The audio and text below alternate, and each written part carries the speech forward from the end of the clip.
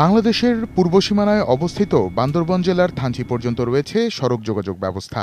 এরপর প্রায় ১,৫০০ বর্গ কিলোমিটার এলাকা এখনও দুর্গম বনভূমি, যার মধ্যে ৫০০ বর্গ কিলোমিটারেরও বেশি এলাকা একেবারেই অরক্ষিত।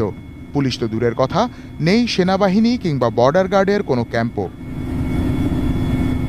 দুর্গম পাহাড়ি এই বনভূমির মধ্য দিয়ে বয়ে চলেছে সাঙ্গু আর মাতামুহুরী নদী। নদীর দুই পাশকে কেন্দ্র করে নিরাপত্তা বাহিনীর সবচেয়ে কাছের ক্যাম্প থেকে ন্যূনতম ১২০ কিলোমিটার দূরে লিকরি, পাঞ্ঝিরি আর বলিপাড়াকে কেন্দ্র করে চাষ হচ্ছে প্রাণঘাতী মাদক হেরোইন তৈরির মূল উপাদান পপি ফুল। আর এই প্রক্রিয়াকে নস্যাৎ করে দিতেই স্থানীয় প্রশাসনের সহায়তায় অপারেশন উত্তরণের আওতায় পাহাড়ে অভিযান চালাচ্ছে পুলিশ, সেনা ও বিমান বাহিনীর যৌথ টাস্কফোর্স।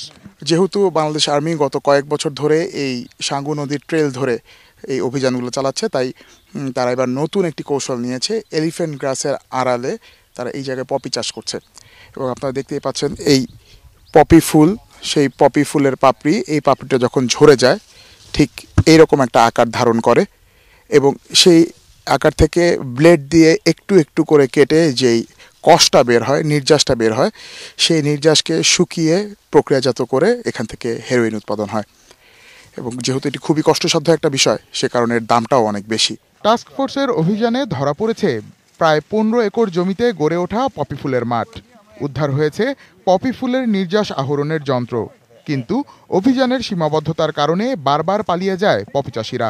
হেলিকপ্টার যখন রেকি হয় তারা এটা জেনে যায়, এবং আপনি যদি মদক থেকে আর পোয়ামুড়ি থেকে পথে আসেন তাহলে ২ দিন এবং ৩ দিনের রাস্তা, যার ফলে তাদের যে ইনফরমেশনটা তারা আসলেই জেনে যায়, যার ফলে আমাদের একটু বেগ পেতে হচ্ছে এদেরকে ধরতে।